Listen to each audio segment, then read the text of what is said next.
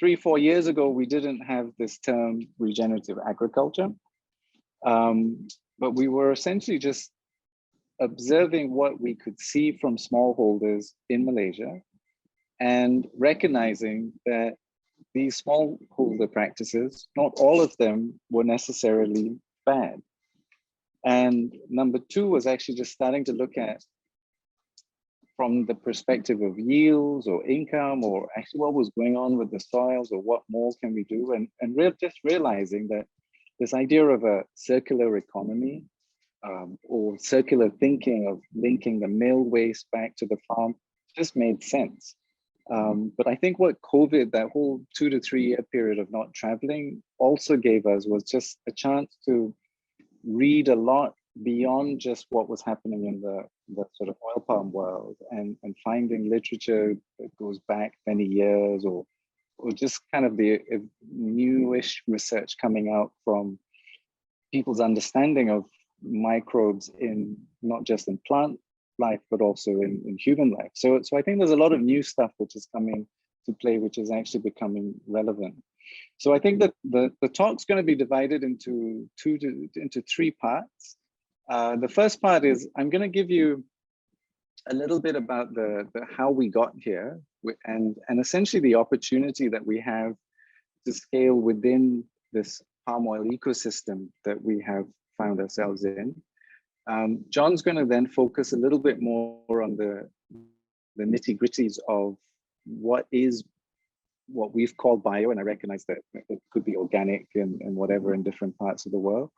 And then sort of a little bit of sort of future thinking in terms of, well, if we can put this all together, then just potentially where that impact would be, looking at regen ag as a possible climate solution. So I sort of have all these three pieces together, and hopefully we'll do this within 30 minutes. So let's go. So I think the first thing, which is kind of, I guess, is very much this background that myself, John, Peter, we're all biologists. We spent an enormous amount of time in the field. And within Wild Asia, I more or less made this my mission, or the organization's mission, that we wanted to look at how can you keep natural areas natural. And most of it was about wise use of natural areas, and also thinking of how do you get businesses to participate in this so that these areas can remain forever and ever and ever. So essentially that was the sort of premise behind why Wild Asia was set up in the first place. And in some ways, when you look at the big picture, maybe we just haven't been doing a very good job, because during essentially what is my lifetime, we've lost an incredible amount of land area, conversion from natural forest to some form of other land use. And in some regions, it is very clear that most of that land use has now changed over to a form of agriculture, which I now can clearly lump as industrial agriculture. But this is a mixed bag of oil palm, but it's not just oil palm. We've got timber plantations in this box. We also have rubber estates, which is also part of this box. And I think that, we could say that, yes, we didn't do a good job. Yes, could say that. But also, I think what I realized was that when you don't change the underlying systems, these things will prevail. And if you can't address a systematic change, then in some ways, all our good work will come to naught at some point in the future. And with this shift towards industrial agriculture, and this is where you start going back into time, you start to find key points in history. Some of it's to do with kind of colonial models or colonial economic models.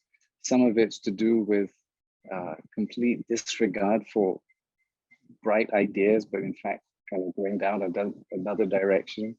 Or some of it's just blatant corruption, which is the reason why we've got to where we are. But in a Malaysian context, and it may not be the same in many other places, because the anomaly of oil palm agriculture is that the foundation of this is actually industrial agriculture. It's not smallholder agriculture, which is actually the norm for most other forms of agriculture. And that's that reflection of where industrial oil palm came in the first place. So oil palm and rubber were industrial commodities. And so where was land cheap? Malaysia was ripe for expansion of these types of economic models. But what we are left with is almost 50–60% of land area in Malaysia alone is covered with oil palm. And much of our early work was working with the larger industrial plantations. And this is that shift towards RSPO certification. So a lot of people knew us or sought our help because they were embarking on a RSPO program. But over all those years that we've worked with the large industrial plantations, I actually really honestly couldn't see any change. And when you start, I mean, the sort of things that we were seeing on the ground today, when I think about this, is that if this is the basis of agriculture, where you've got large amounts of land clearing, mechanization, the soil has no chance to develop. So essentially you're on a sliding scale, and every 25 years, this will repeat itself. And we're starting to see those results because we're looking at soil organic carbon measurements in the larger estates as well as smallholder. And you're actually finding that for most of the estates, they're hovering around the 2–3% mark compared to the smallholders, which are in the 10–11% mark. So it's very clear that the way that you manage your land has a direct impact on the asset that you actually need in order to have sustainable agriculture. Then you've got the practices that come into play. And this idea of, if your starting base is what you just saw, you then couple this with chemicals and fertilizers and no vegetation and And essentially you're ending up with a system which is not only continually degrading, it's got to a point where the soil no longer functions in a natural way. And if you then look at another body of literature, you start realizing that's the classic definition of what land degradation is. So how did we label this as sustainable agriculture, stamp RSPO certification? And the reason is we never paid attention to soil. Everything was above ground. That was the only thing that mattered. And therein came the sort of where smallholders come into the picture. Because for us, we started to see that there were lots of other people who were doing things differently. And when you start looking at these anomalies, you start finding that actually what they were doing was actually beneficial to their soils. They were feeding the microorganisms which the plants actually depended upon. They were producing better crop, but they were also producing this at less cost. So when you start realizing, but isn't that profitability? They were actually more profitable than people thought. They were having more income sources than the guy who's only got oil palm. And then you start finding these other funny little things, which is that in most oil palm blocks, they never have the same number of trees. So when you're comparing yields per hectare in a smallholder landscape versus an industrial guy, it's never going to be the same. So sometimes I feel that, maybe there's been this thing that people are saying that smallholder yields are poor. Maybe we need to be looking at what is the like-for-like comparison. We should be thinking about yields per trees, for example. Anyway, so this is just a very classic example of, I think just in the data sets that we've been looking at, interpreting yields from smallholder blocks was a big nightmare because we really couldn't find a way of correlating. But nonetheless, what we're seeing on the ground is that changes in the way that you produce, less fertilizer, less chemicals, more things growing in your farms results in, as John will show you later, almost 20, 30% better yields. But that wasn't as important as the fact that he's making more money. So his farms per hectare was actually earning more. So we feel that that's the key. If it doesn't matter if you're a smallholder or a big holder or a large estate, everyone wants to make more money. So if you can make more money by doing less and having a more biological regime, then it's a no-brainer that people want to follow. So part of our kind of program now is just trying to figure out how do we get this idea across? And it wasn't so much to say what was regen ag, but rather how do you get the knowledge across that the microbiology of the soils is actually the key to plant health? Then you really have to start thinking about, well, what can I do to change that makes the microbiology of the soil better? So that's really the basis of what we're doing. So the vision now is very clear. It's given us a better sense of where we're going with our work in palm. And it also gives us a chance to really bring different partners together within the value chain. And the difference, I guess, where we are right now is that, we've not only, we not only work with the global brands, with a lot of different organizations the way you do, but we've also built some valuable partnerships at the ground level. Because of our work with RSPO, it's been easier to gain the trust of the business, who now is in a conversation about how can we get their smallholders supported, or how can we get the dealers supported, etc. And then there's a third element, which is the element of tech, because we also realize that actually, the more we can build technology into the work that we do, the better it is that we can report or we can start to understand these changes which are happening at the farm level. And I think that's really the key behind that. Bringing all these three things within the one value chain is actually the magic behind what we're doing. But the focus for everybody is always on the smallholders. But the idea being that if you can get that sorted out in that kind of level of complexity, it's almost a no-brainer that you're going to get the big guys to move with you. So I'll come to that in a second. So that's our sort of dream. So we bring partners together. We're working directly within the value chain. And now I think with the bio work that we've been doing, it's now set at least a very clear target that if you can get enough bio farms together, then what could be the climate impact from having that kind of aggregation, and also aggregation around a source which is part of many people's value chain, which is the source of oil palm. So that was really what we started to piece together. And the reason why we can also do this was because of, with the RSPO certification, we designed what we've called the Wild Asia Group Scheme. And yes, it's a little bit, I think wives, something, girlfriends, footballers, and so that was the sort of, but actually in our case, it was, we wanted to partner with mills. We wanted them to be upfront and we were just their side support. But that idea was then allowing us to gain scale because we could then operate with many local partners in many different areas with very finite resources, which we had in Wild Asia, because we actually don't have a lot of money. But that was essentially the way that that was the way that we were rolling this out.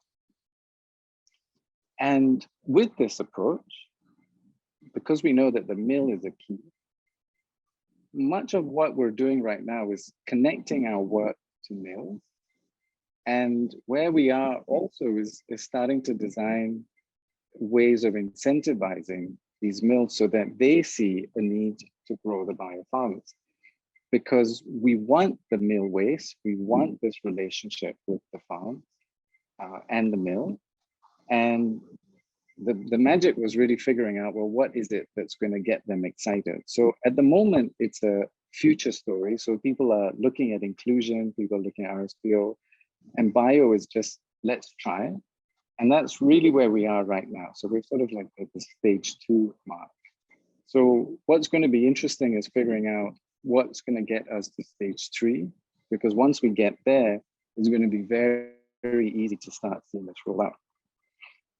But that rollout is actually happening much faster than we thought, because you remember, I think 2-3 years ago, we were still messing around with smallholder farms.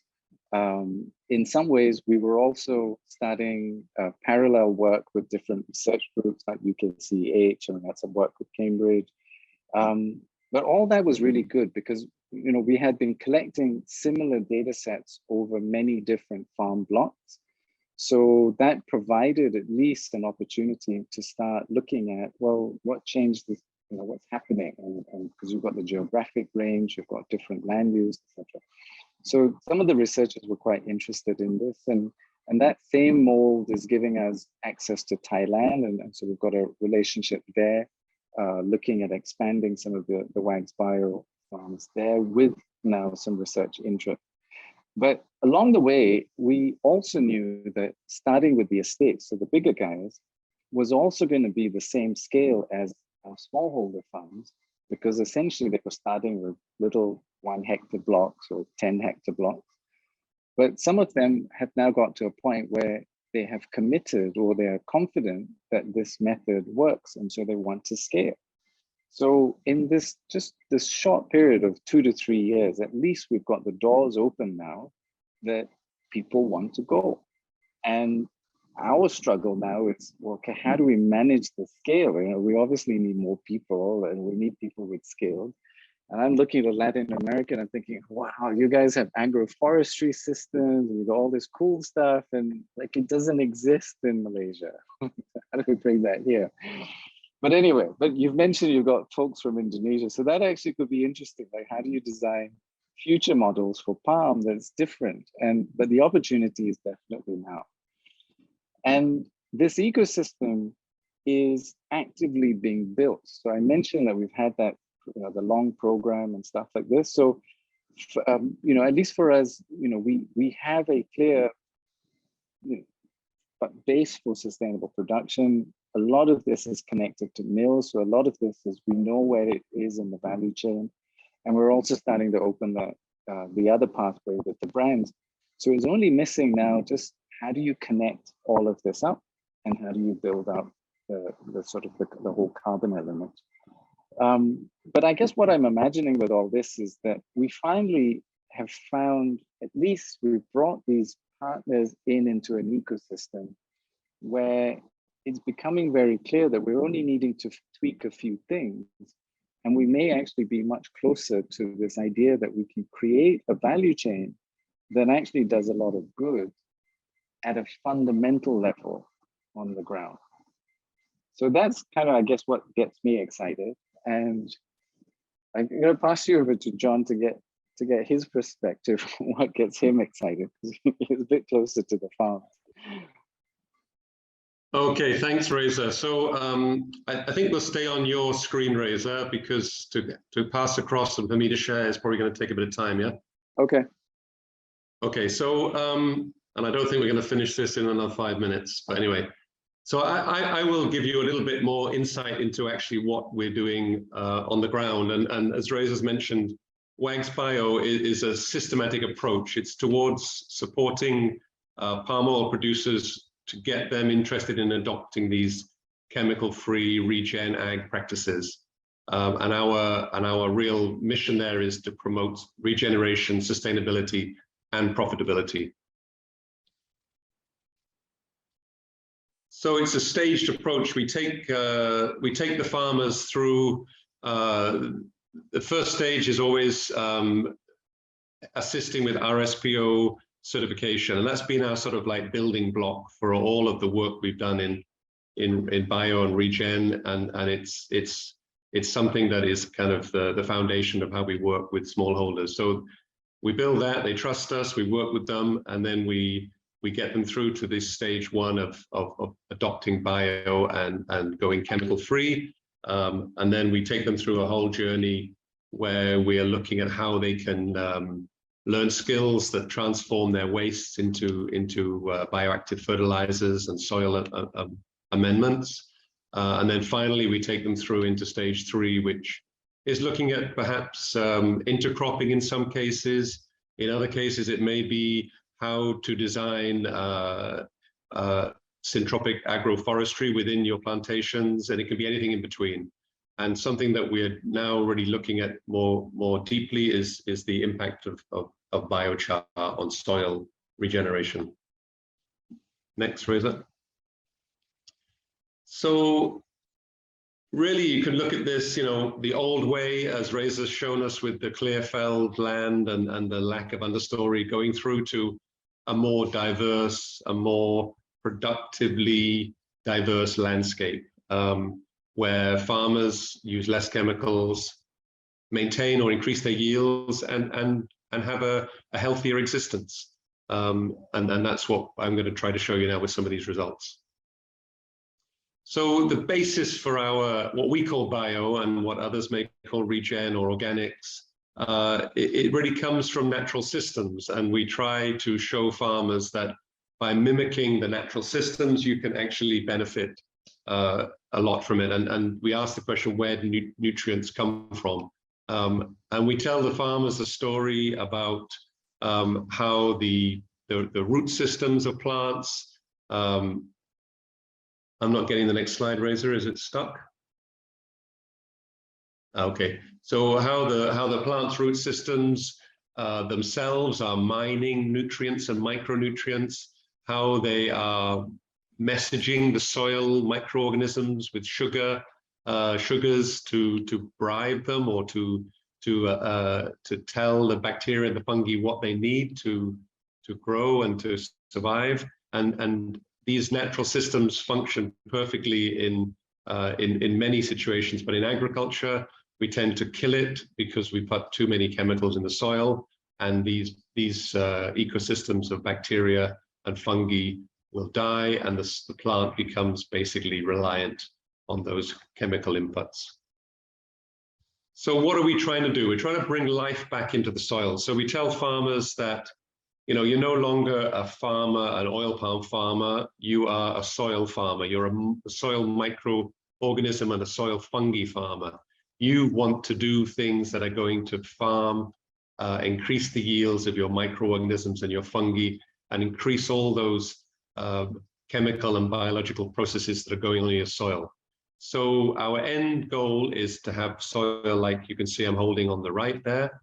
And we teach farmers very simple techniques. We start small, we teach them about where can you source organic matter, how can you biotransform this matter into valuable soil amendments. And then also we teach the farmer how to monitor their changes. So we want to show the farmer that their yields and their farms are changing for the better. And we do that through a number of different indicators. So the first step that we teach people is to stop chemicals. Now, this is normally people throw their arms up and we get a big kickback on we can't possibly do that. So it takes a certain leap of faith for many farmers to come on board with us. But once they talk to other farmers and see that these methodologies work, we are able to persuade people to do that. And then they become our champions. They're the guys who go further and take it to other farmers. So the first thing is stop chemical inputs. Then we look at how can we improve the soil in the important areas. We can't do the whole farm. We can't put all the effort into regenerating soils and over the whole farm. So we're looking at where are the palm roots most working hardest, and there's a ring of palm roots about 1.5 meters to 2 meters from the trunk. We call this the palm circle, and this is the initial place where we try to regenerate soil. We have a very simple methodology of sourcing EFB, empty fruit bunches, from the mills, and we place those EFBs in a circle around the palm. Then another thing we do is we look at how the farmers currently pile their fronds after pruning the trees each month. And frond piles tend to be rather haphazard and high off the ground, and lots of aeration and not decomposing very quickly. So we recommend they chop them into smaller pieces, or even ideally chip them, and they lay them, spread them on the ground, and have them closer to the ground. And in the tropical climate, they break down much faster and add more organic matter to the topsoil. The third thing that we encourage and promote is what we call cut and drop. This is basically replacing any chemical herbicides with allowing the vegetation to grow, and then after 3 or 4 months, depending on the climate at the time, the season, they will mechanically trim the field and drop the vegetation and just leave it to incorporate in the topsoil. So that's stage one. Stage two takes us on a journey where we teach farmers how to make their own traditional enzymes, or what we call biojuices, using rainwater, fruit waste or vegetable waste, and molasses. And we also correspondingly teach them how to make a fish and seaweed biojuice. So these are very simple techniques, all DIY, and the farmer can use this on the fields to feed the microorganisms, to feed the fungi, and to speed up those processes of decomposition, like we just showed you. So, you know, bio is more than just that. It's a system where we're aiming to provide this kind of holistic view on the impacts. So we want the ecosystem to benefit. We want more earthworms. We want better soil infiltration. We want more ground cover. We want to increase carbon stocks. We want to increase farmers' family health and lives. And we want to increase profitability of farms.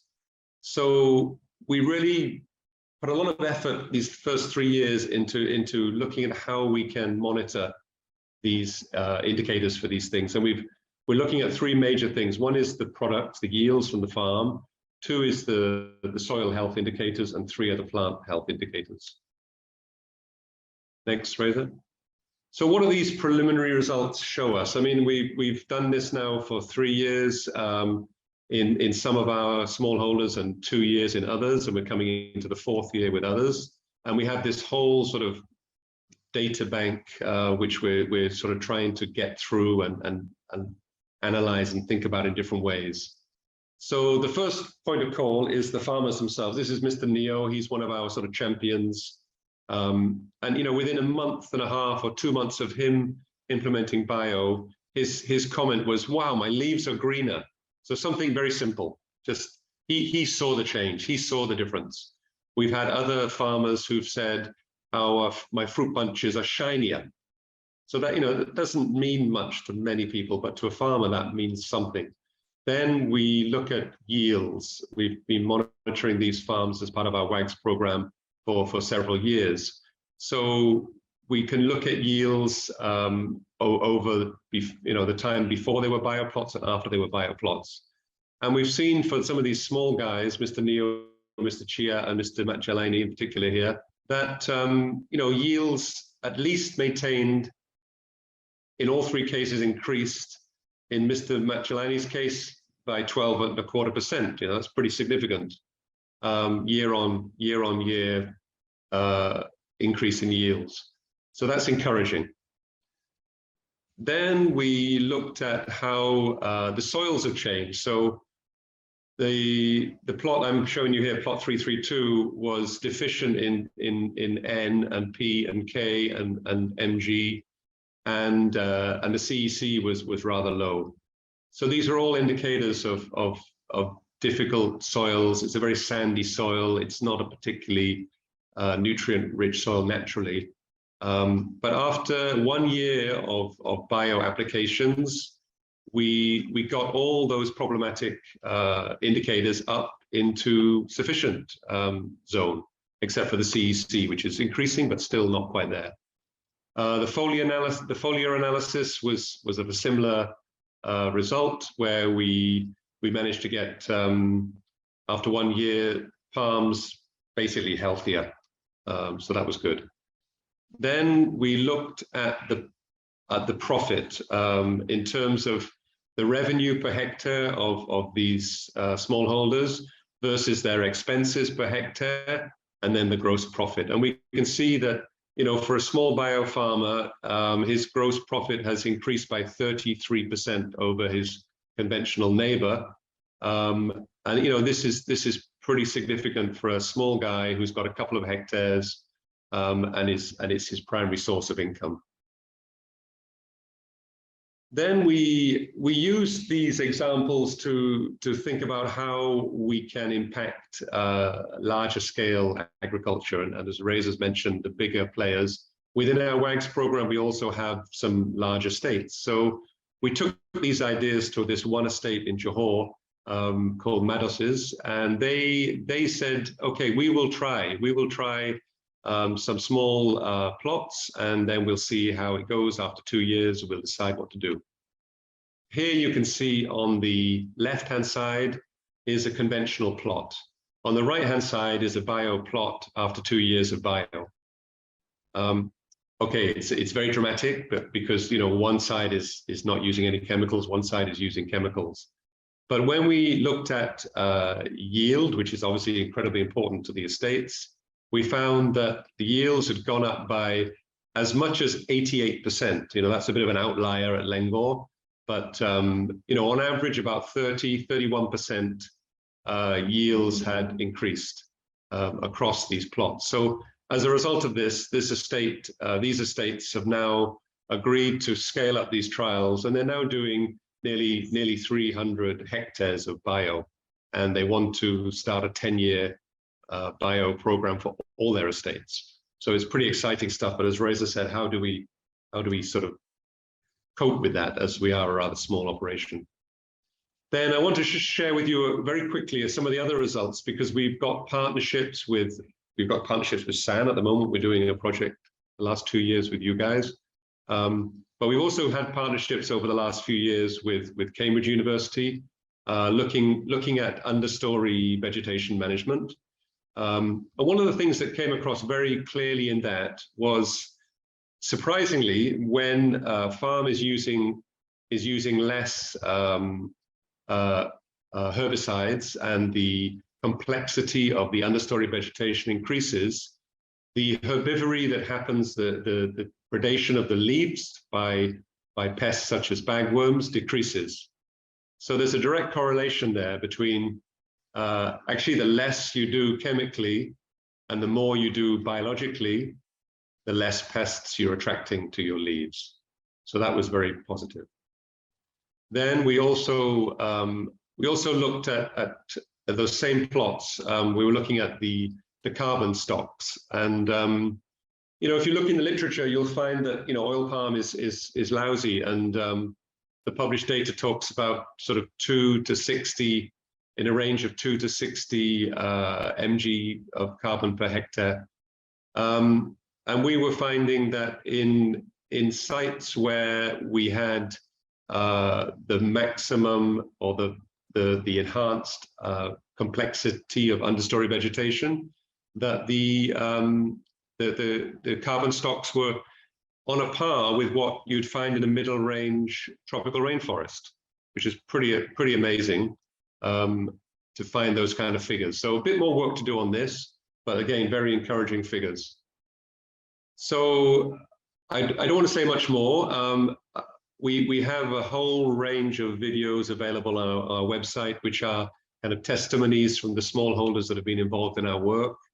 And I invite you all, you know, in your own time to go in there and click those links and listen to what those guys have to say. It's all very enlightening stuff.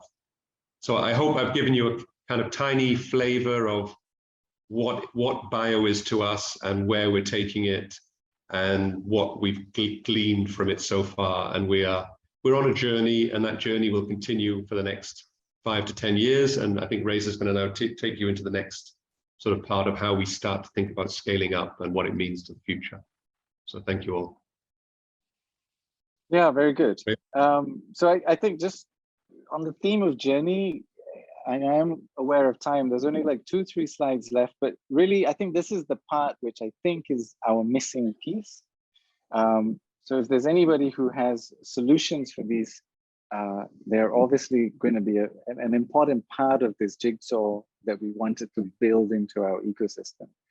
So I think we've known all along that, and actually our whole program for WAGs was very much RSPO centric. So like 2-3 years ago, we started talking to financial people and they started looking at, well, what is the gains that these farmers are actually having? And that's when we actually realized that the income from certification was negligible. It really wasn't worth it in many respects. But for us, it was only an important part of a building block, because even any little gain that a farmer has, when it's coming at very little effort, because WAG support allows for certification with very little effort, it made a conversation with farmers a lot easier. And it also made partnering up with mills a lot easier. So actually, it helped, but it wasn't really, from an economic perspective for the farmer, really very meaningful. Where we started to see the real sort of gains was when you start drastically changing your cost of input. And therein lies this whole idea of layering of income on a bio program just starts to make sense. And also when you start thinking about trees and palms, it's an important economic add-on to any farm. Plus, you know that having trees means you have more fungal food. And later on, you'll see that actually that those trees could also be a source of biochar. It just all starts making sense. But if that was your starting point, or that was the goal that you were aiming for, you really need to find a way of mobilizing or setting the groundwork for that kind of transformation to happen. And I think that's really, I guess that's where we've come in, is like this idea that we didn't realize the certification program was actually a starting point. And then from there, bio, and then there to the other complexities. But that's really where there's some significant gains to be seen. Then from the other perspective, we started looking at, well, if people are paying attention to carbon, then obviously there's a reduction of emissions. That's obviously part of the equation. But with the work from CEH, the main carbon stocks in any oil palm block, almost 70% is going to lie above ground. So the more that you can add more trees, add more palms, all of this is going to increase your carbon stocks.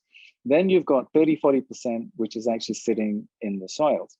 So that's another part where changing land management, enhancing in some ways, are all going to be beneficial. So I think the part that we're sort of still figuring out is, well, how do we create that accounting framework so that these gains or these changes in practices at a biofarm level, which are not accounted for in many of the different carbon calculators out there, let alone coupling this with the mills accounting, this is really definitely something that we're starting to get to. I mean, we're starting to see we need, but we're starting to also see that if we can actually put this together, there may be this possibility that you could identify specific mills with very clear carbon valued impact in their products. And that could be a future incentive for people to buy from those mills and not from the other guys who are buggers, you know? So that kind of stuff is unfolding. Then the other sort of dimension that we started to explore with carbon was also looking at biochar. And I like biochar because it's also one of those things which go back to, you know, some traditional methods, you know, the Amazon indigenous people and stuff like that before, you know, I guess before colonization. But that very basic technology at least has two entry points for us. I mean, one we're exploring now is low tech on-farm biomass, turning that into biochar, and we're on a pathway now for at least being able to certify this under EBC's carbon removal scheme. So we could have at least one level, very low carbon credits, but at least it demonstrates that carbon removals with biochar is possible. Then the other sort of trajectory that we're following is a few mills are also interested to do this. And for the mills, they're missing, well, I don't always have the estates. And so that's where we come in. So like trying to create that link back to the farm is then another part of our sort of equation. So this is something that's unfolding.